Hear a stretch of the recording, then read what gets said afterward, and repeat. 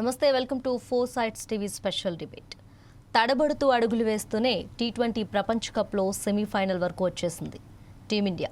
Defending ఛాంపియన్స్గా టోర్నీలో అడుగుపెట్టింది. అదిరే ఫామ్తో ప్రపంచ కప్లో అడుగుపెట్టి సూపర్ 8లో పాయింట్స్ టేబుల్లో టాప్ ప్లేస్లో నిలిచిన ఇంగ్లాండ్తో ఆడటం సూర్యకుమార్ సేనాకు కొంచెం కష్టమనే చెప్పాలి. ఇక ఇవాళ సెమీఫైనల్స్పై మనతో చర్చించేందుకు స్పోర్ట్స్ అనలిస్ట్ సుధీర్ గారు ఉన్నారు. సార్, చెప్పండి, మొత్తానికి ఇవాళ మ్యాచ్ ఎలా ఉండబోతుంది? హిట్ ఫేవరెట్గా ఎవరు ఉండబోతున్నారు? కూడా నమస్కారాలు. And first of all we wish India all good luck for the semifinals. స్టార్టింగ్లోనే మనం విషయం తెలియజేద్దాం. డెఫినెట్లీ మ్యాచ్ మాత్రం ఎక్సైటింగ్గా ఉంటుంది. నిన్నట్లాగా నాకు ఏమనిపిస్తుంది అంటే తేజస్వి వన్ సైడెడ్ కాకపోవచ్చు. బికాస్ ముంబైలో కండిషన్స్ డిఫరెంట్గా ఉంటాయి. అండ్ చాలా అద్భుతమైనటువంటి టీం కూడా ఇంగ్లాండ్, ఈక్వలీ స్ట్రాంగ్గా ఉన్నటువంటి team. And two teams of course tournament కంటే ముందు ఇండియా అండ్ ఇంగ్లాండ్ ఫేవరెట్స్గా బరిలోకి దిగారు కనుక ఐ థింక్ ఈ సెమీఫైనల్ అనేది చాలా వండర్ఫుల్గా కొనసాగుతుంది, అందులో డౌటే లేదు. నిన్నట్లాగా వన్ సైడ్ ఉండకపోవచ్చు. బికాస్ టూ టీమ్స్లో బౌలింగ్, బ్యాటింగ్ మీరు చూసుకున్నట్లయితే తేజస్వి ఈక్వల్ స్ట్రెంగ్స్ కలిగినటువంటి టీమ్స్ కనుక we're definitely going to see an exciting semifinal today in Mumbai, డౌటే లేదు. అండ్ మీరు చెప్పారు కదా తడబడుతూ ఇండియా స్టార్ట్ చేసిందని చెప్పి, యూ రైట్, అబ్సల్యూట్. ఇదే ముంబైలో ఫస్ట్ మ్యాచ్లో అగైనెస్ట్ యూఎస్ఏ కొంచెం స్ట్రగుల్ అయినారు. ఆ తర్వాత of course couple of good wins ఉన్నాయి, కపుల్ ఆఫ్ కష్టపడాల్సి వచ్చింది కొన్ని మ్యాచెస్లో. అండ్ ఎప్పుడైతే క్వార్టర్ ఫైనల్ లాంటి మ్యాచ్లో వెస్టిండీస్ ఓడించారో టోర్నమెంట్ ఫేవరెట్స్ వాళ్ళు కూడా, అండ్ ఇండియా కాన్ఫిడెన్స్ పెరిగిపోయింది. And hope that they will continue the same momentum today in Mumbai, Tejaswi. But you can't take England for granted just like that. Right. అయితే ముందు నుంచి కూడా అభిషేక్ని టీంలో ఉంచొద్దు అనేది ఒక విషయం పైకి మాట్లాడుకుంటున్నారు. బట్ ఇప్పుడు ముందుగా టీమిండియా విషయానికి వస్తే ప్లేయింగ్ 11లో అభిషేక్ని ఉంచుతారా లేదా అనుమానాలు ఉన్నాయి. మీరేమంటారు? ఐ థింక్ అభిషేక్ లాంటి ప్లేయర్ను డ్రాప్ చేయడానికి చాలా దాన్ని ఏమంటారంటే సాహసం కావాలి, దట్టు సెమీఫైనల్ లాంటి మ్యాచ్లో తేజస్వి. ఎందుకంటే is such a wonderful player. Form అనేది కొంచెం డిప్ అయింది, but couple of good innings కూడా ఆడలేదని కాదు.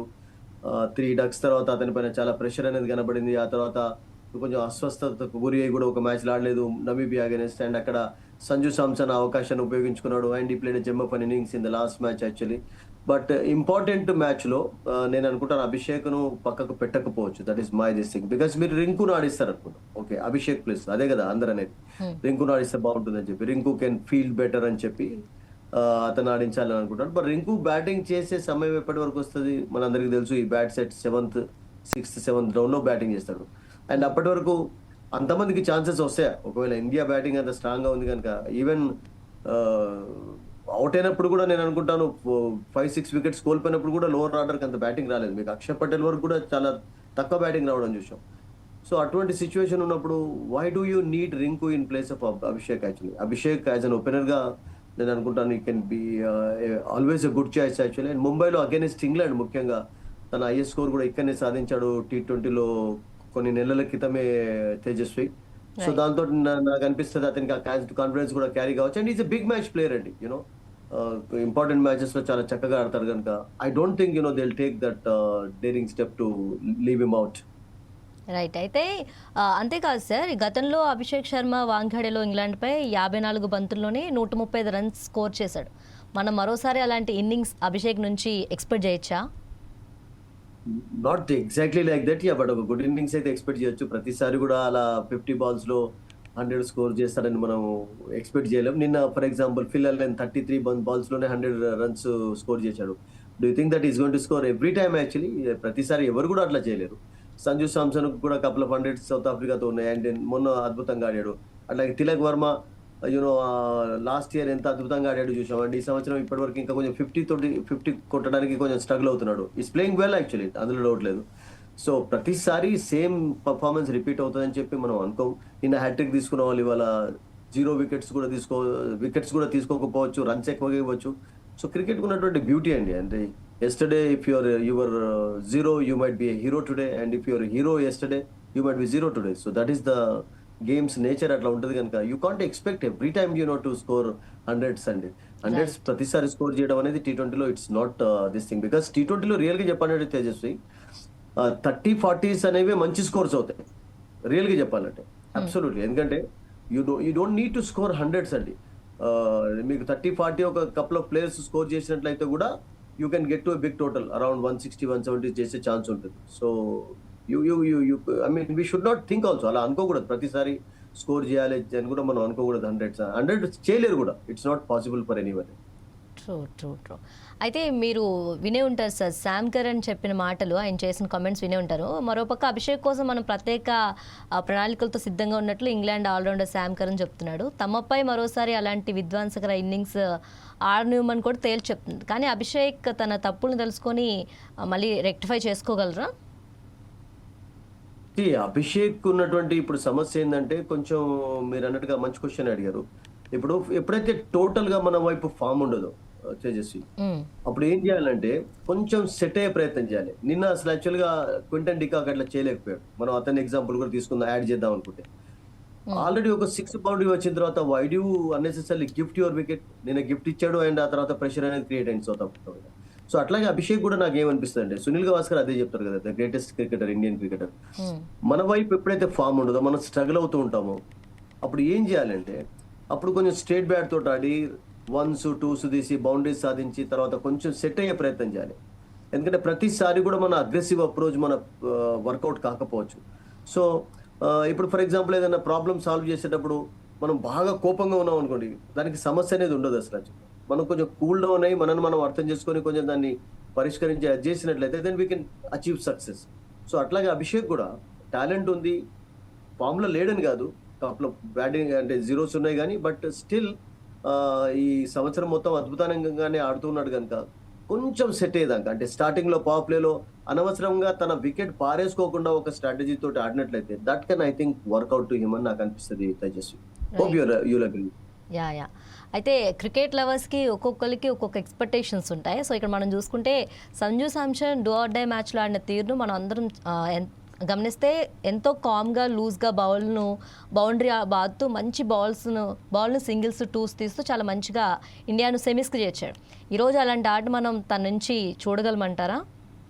అబ్సల్యూట్లీ, బికాస్ సౌత్ ఆఫ్రికాలో కూడా బ్యాక్ టు బ్యాక్ సెంచరీస్ కొట్టాడండి. అండ్ అతను ఫామ్ లో ఉన్నప్పుడు చాలా అద్భుతంగా ఆడతాడు. అండ్ సంజు శాంసన్ తోటి ఉన్నటువంటి సమస్య కూడా కన్సిస్టెన్సీ గతంలో లేకపోవడం అనేది కూడా ఒక కారణమైంది. అఫ్ కోర్స్ ఆర్డర్స్ చేంజ్ చేశారు, there are different reasons, of course చాలా మాట్లాడుకోవచ్చు అతని విషయం. బట్ అతని అప్రోచ్ వాజ్ ఫెంటాస్టిక్ మీరు చెప్పినట్టుగా తేజస్వి. ఎందుకంటే లూజ్ బాల్ కొరకు వెయిట్ చేశాడు, స్ట్రేట్ బ్యాట్ తోటి ఆడాడు, క్రాస్ బ్యాట్ షాట్స్ కనబడ, that is how he plays also. ఎందుకంటే కొంతమంది ఎట్లా ఉంటారంటే క్రాస్ బ్యాట్ తోటి షాట్స్ ఆడి రన్స్ స్కోర్ చేస్తారు, బట్ అతను ఇష్టపడ్డాడు కూడా. అతను జనరల్ గా స్ట్రేట్ బ్యాట్ తోటి ఆడతాడు, తర్వాత లూజ్ బాల్ కొరకు వెయిట్ చేస్తూ ఉంటాడు. And he's got every shot in his repertoire. ప్రతి షాట్ అతని దగ్గర ఉంది, పుల్ ఆడగలుగుతాడు, కట్ ఆడుతూ, కొంచెం పేసెస్ ఆడేటప్పుడు బౌన్స్ అయినప్పుడు కొంచెం తడబడుతుంటాడు. ఆ హుక్ అనే షాట్ అతనికి ఎక్కువగా లేదు. సో అక్కడ మీరు అన్నట్టుగా శామ్ కరణ్ మీరు అన్నట్టుగా ట్రాప్ చేసే ఒక అది కూడా అనవచ్చు అంటుంటారు కామన్ గా, మేము సంజు శాంసన్ మేము ట్రాప్ చేయగలుగుతామని చెప్పి వాళ్ళకు కాన్ఫిడెన్స్ ఉండవచ్చు. ఎందుకంటే వాళ్ళ బౌలింగ్ లైనప్ స్ట్రాంగ్ గా ఉంది. Curran himself is in good form. Jofra Archer లాంటి ఒక జెన్యూన్ ఫాస్ట్ బౌలర్ ఉన్నాడు వాళ్ళకు. సో ఒక మంచి ఫాస్ట్ డెలివరీ వేసినట్లయితే అవుట్ అయ్యే ఛాన్సెస్ కూడా ఉంటాయి. సో అందుకనే వాళ్ళు అలా కాన్ఫిడెన్స్ వ్యక్తపరచవచ్చు, ధీమా వ్యక్తపరచవచ్చు. దాన్ని మనం అంత పెద్ద తీసుకోకూడదు. మనం ఇప్పుడు బ్యాటర్ ఎప్పుడు కూడా బ్యాట్ తోటి జవాబు ఇవ్వాలి. బౌలర్ ఎలానైతే మేము బాల్ తోటి జవాబు ఇస్తామని కాన్ఫిడెన్స్ తో ఉంటాడు, batter can do that also with this bat actually. So I'm sure it will be an interesting batting. అట్లా కొంచెం చిన్నపాటి స్లెడ్జింగ్ లాగా అన్నప్పుడు మీకు ఏమవుతుందంటే ఆ బ్యాటర్ అనేది కొంచెం ఇంట్రెస్టింగ్ గా మారుతుంది. వన్ సైడే కాకుండా ఐ థింక్ బ్యాట్ బాల్ మధ్యలో ఆ బ్యాటిల్ అనేది మనం ఎక్కువగా చూసే ఛాన్సెస్ కూడా ఉంటాయి అప్పుడప్పుడు తేజస్వి. రైట్. అయితే బిఫోర్ లాస్ట్ మ్యాచ్లో మనం అంటే విన్నింగ్ని మనమే పువ్వుల్లో పెట్టి వాళ్ళకి ఇస్తున్నట్టు అనిపించింది కొంతసేపు మ్యాచ్ చూస్తున్నాం సేపు. సో ముఖ్యంగా టీమిండియా ప్రతి మ్యాచ్లో మిడిల్ స్పిన్ ఓవర్స్లో తడపట్టడం చూసాం. ఇవాళ మ్యాచ్లో ఆ తప్పులను ఏమన్నా రెక్టిఫై చేసుకోగలదా?